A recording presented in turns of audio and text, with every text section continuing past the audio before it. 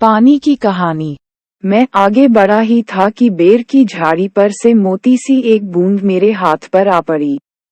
मेरे आश्चर्य का ठिकाना न रहा जब मैंने देखा कि ओस की बूंद मेरी कलाई पर से सरक कर हथेली पर आ गई। मेरी दृष्टि पड़ते ही वह ठहर गई। थोड़ी देर में मुझे सितार के तारों की सी झनकार सुनाई देने लगी। मैंने सोचा कि कोई बजा रहा होगा। चारों ओर देखा, कोई नहीं। फिर अनुभव हुआ कि यह स्वर मेरी हथेली से निकल रहा है। ध्यान से देखने पर मालूम हुआ कि बूंद के दो कण हो गए हैं और वे दोनों हिल हिलकर यह स्वर उत्पन्न कर रहे हैं, मानो बोल रहे हों। उसी सुरीली आवाज में मैंने सुना, सुनो, सुनो। मैं चुप था। फिर आवाज आई, सुनो, सुनो। अब मुझसे न रहा गया। मेरे मुख से निकल गया, कहो, कहो। ओस की बूंद मानो प्रसन्नता से हिली और बोली, मैं ओस हूँ। जानता हूँ, मैंने कहा। लोग मुझे पानी कहते हैं, जल भी।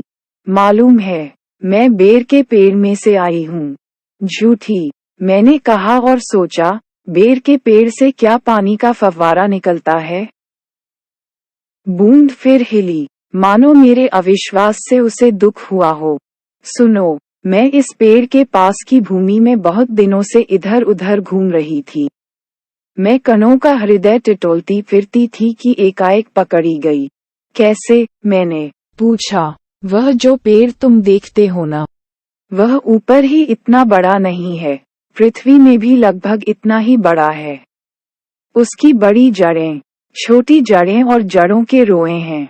वे रोए बड़े निर्दयी होते हैं।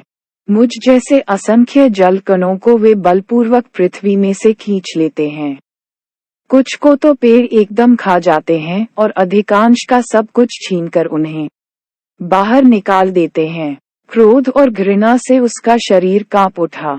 तुम क्या समझते हो कि वे इतने बड़े यूं ही खड़े हैं? उन्हें इतना बड़ा बनाने के लिए मेरे असंख्य बंधुओं ने अपने प्राण नाश किए हैं। मैं बड़े ध्यान से उसकी कहानी सुन रहा था।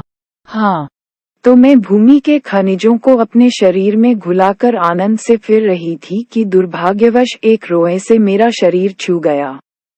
मैं कांपी दूर भागने का प्रयत्न किया, परंतु वे पकड़कर छोड़ना नहीं जानते।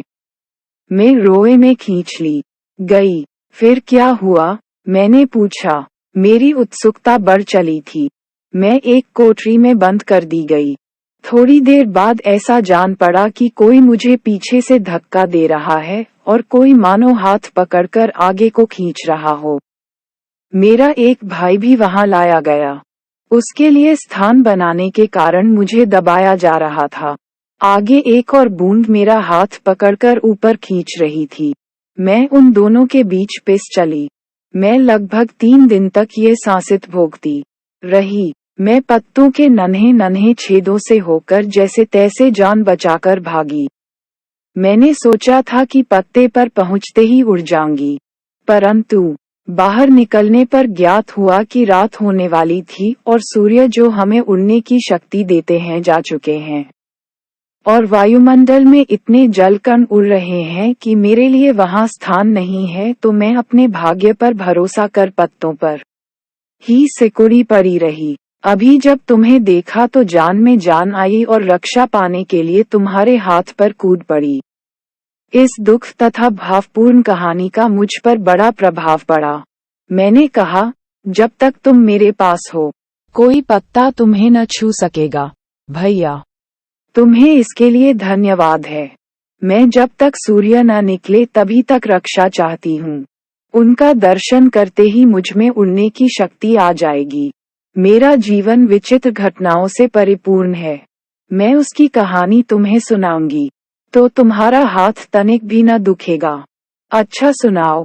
दिन बहुत हुए। मेरे पुरखे हाइड्रोजन और ऑक्सीजन नामक 2 गैसें सूर्यमंडल में लपटों के रूप में विद्यमान थीं। सूर्यमंडल अपने निश्चित मार्ग पर चक्कर काट रहा था। वे दिन थे जब हमारे ब्रह्मांड में उथल पुथल हो रही थी। अनेक ग्रह और उपग्रह बन रहे थे। ठहरो, क्या तुम्हारे पुरखे अब सूर्यमंडल में नहीं हैं? हैं, उनके वंशज अपनी भयावह लपटों से अब भी उनका मुख उज्ज्वल किए हुए हैं। हाँ, तो मेरे पुरखे बड़ी प्रसन्नता से सूर्य के धरातल पर नाचते रहते थे। एक दिन की बात है कि दूर एक प्रचंड प्रकाश पिंड दिखाई पड़ा। उनकी आंखें चौंधियाने लगीं। ये पिंड बड़ी तेजी से सूर्य की ओर बढ़ रहा था। ज्यों-ज्यों पास आता जाता था, उसका आकार बढ़ता जाता था। ये सूर्य से लाखों गुना बड़ा था। उसकी महान आकर्षण शक्ति से हमारा सूर्य कांप उठा। ऐसा ज्ञात हुआ कि उस ग्रहराज से टकराकर हमारा सूर्य चूर्ण हो जाएगा। वैसा न हुआ।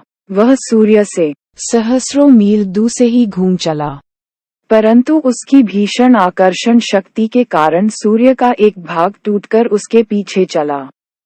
सूर्य से टूटा हुआ भाग इतना भारी खिंचाव संभाल न सका और कई टुकड़ों में टूट गया। उन्हीं में से एक टुकड़ा हमारी पृथ्वी है। यह प्रारंभ में एक बड़ा आग का गोला थी। ऐसा, परंतु उन लपटों से तुम पानी कैसे बनी, मुझे ठीक पता नहीं। हाँ, यह सही है कि हमारा ग्रह ठंडा होता चला गया। और मुझे याद है कि अरबों वर्ष पहले मैं हाइड्रोजन और ऑक्सीजन के रासायनिक क्रिया के कारण उत्पन्न हुई हूँ। उन्होंने आपस में मिलकर अपना प्रत्यक्ष अस्तित्व गंवा दिया है और मुझे उत्पन्न किया है। मैं उन दिनों भाप के रूप में पृथ्वी के चारों ओर घूमती फिरती थी। उसके बाद न जाने क्या हुआ। जब मुझे होश आया तो मैंने अपने को ठोस बर्फ के रूप में पाया। मेरा शरीर पहले भाप रूप में था, वह अब अत्यंत छोटा हो गया था। वह पहले से कोई 17वां भाग रह गया था। मैंने देखा मेरे चारों ओर मेरे असंख्य साथी बर्फ बने पड़े थे।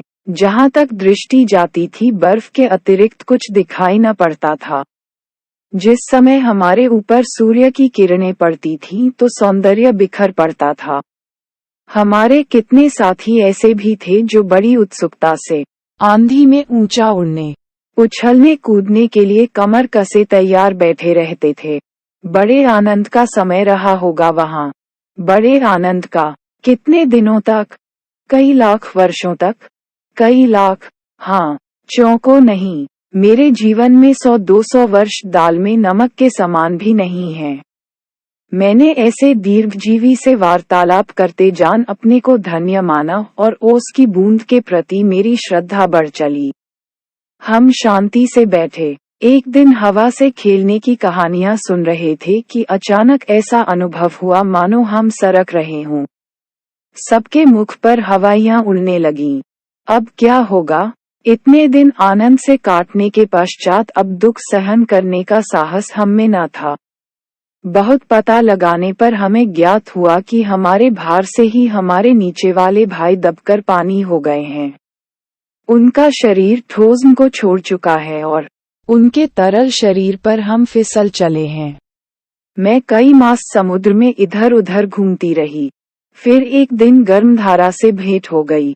धारा के जलते अस्तित्व को ठंडक पहुंचाने के लिए हमने उसकी गर्मी सोखनी प्रारंभ कर दी और इसके फलस्वरूप मैं पिघल पड़ी और पानी बनकर समुद्र में मिल गई। समुद्र का भाग बनकर मैंने जो दृश्य देखा वह वर्णनातीत है।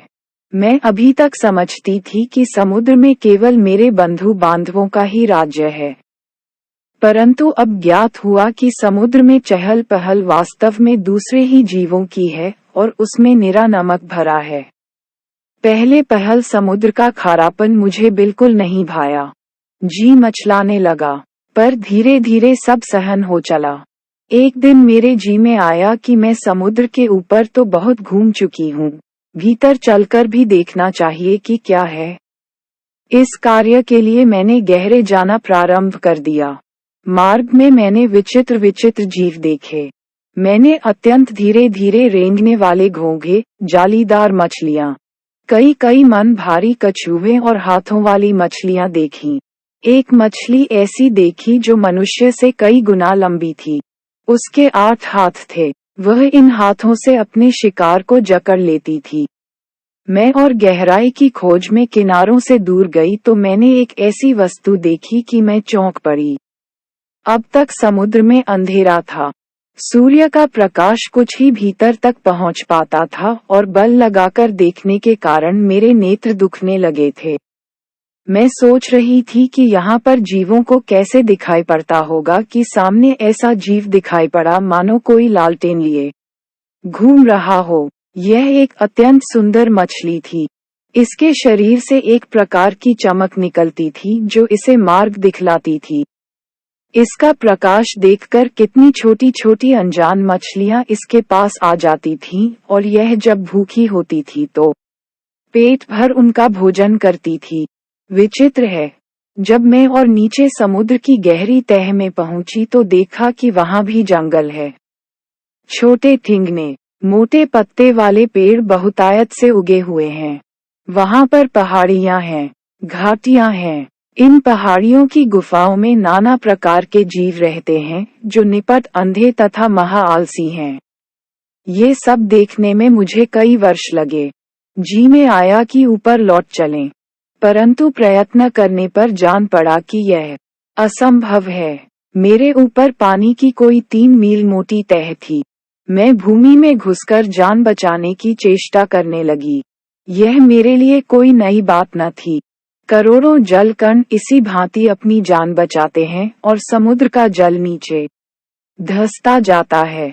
मैं अपने दूसरे भाइयों के पीछे पीछे चट्टान में घुस गई।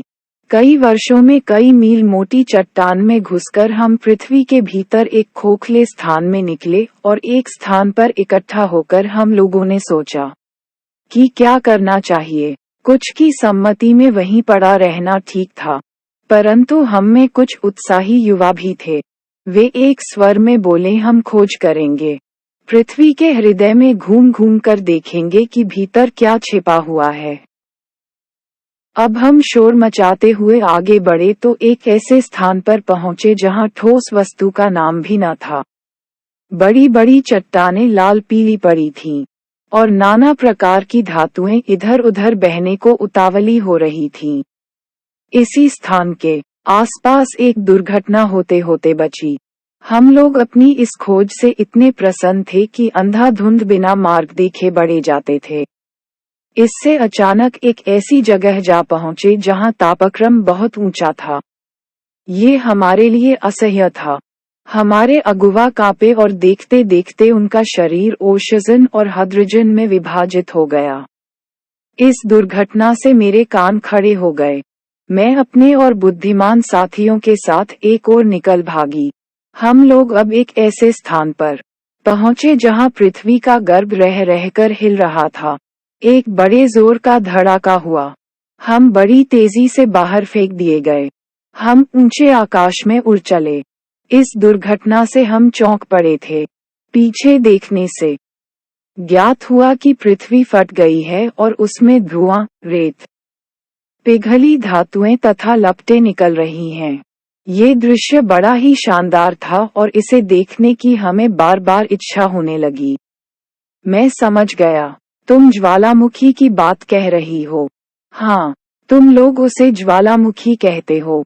अब जब हम ऊपर पहुंचे तो हमें एक और भाप का बड़ा दल मिला। हम गरजकर आपस में मिले और आगे बढ़े। पुरानी सहेली आंधी के भी हमें यहाँ दर्शन हुए। वह हमें पीठ पर लादे कभी इधर ले जाती कभी उधर। वह दिन बड़े आनंद के थे। हम आकाश में स्वच्छंद किलोले करते फिरते थे। बहुत से भाप जल कणों के मिलने के कारण हम भारी हो चले और नीचे झुक आए और एक दिन बूंद बनकर नीचे कूद पड़े। मैं एक पहाड़ पर गिरी और अपने साथियों के साथ मैली कुचैली हो एक ओर को बह चली। पहाड़ों में एक पत्थर से दूसरे पत्थर पर कूदने और किलकारी मारने में जो आनंद आया वह भूला नहीं जा सकता। हम एक बार बड़ी ऊंची शिखर पर से कूदे और नीचे एक चट्टान पर गिरे। बेचारा पत्थर हमारे प्रहार से टूटकर खंड खंड हो गया। ये जो तुम इतनी रेत देखते हो, पत्थरों को चबा चबा कर हम ही बनाते हैं। जिस समय हम मौज में आते हैं तो कठोर से कठोर वस्तु हमारा प्रहार सहन नहीं कर सकती। अपनी विजयों से उन्मत्त होकर हम लोग इधर उधर बिखर गए। मेरी इच्छा बहुत दिनों से समतल भूमि देखने की थी, इसलिए मैं एक छोटी धारा में मिल गई। सरिता के वे दिवस बड़े मजे के थे। हम कभी भूमि को काटते, कभी पेड़ों को खोखला कर उन्हें गिरा देते। बहते बहते मैं एक दिन एक नगर के पास पहुंची। मैंने देखा कि नदी के तट पर एक ऊंची मीनार में से कुछ काली काली हवा निकल रही है। मैं उत्सुक हो उसे देखने को क्या बड़ी की अपने हाथों दुर्भाग्य को न्योता दिया। ज्यों ही मैं उसके पास पहुंची, अपने और साथियों के साथ एक मोटे नल में खींच ली गई। कई दिनों तक मैं नल नल घूमती फिरी। मैं प्रति क्षण उसमें से निकल भागने की चेष्टा में लगी रहती थी। भाग्य मेरे साथ था। बस एक दिन रात के समय मैं ऐसे स्थान पर पहुंची जहां नल टूटा हुआ था। मैं तुरंत उसमें होकर निकल भागी और पृथ्वी में समा गई। अंदर ही अंदर घूमते घूमते इस बेर के पेड़ के पास पहुंची। वह रुकी। सूर्य निकल आए थे। बस मैंने कहा, हाँ, मैं अब तुम्हारे पास नहीं ठहर सकती। सूर्य निकल आए हैं, तुम मुझे रोककर नहीं रख सकते। वह ओस की बूंद धीरे धीरे घटी और आंखों से ओझल हो गई।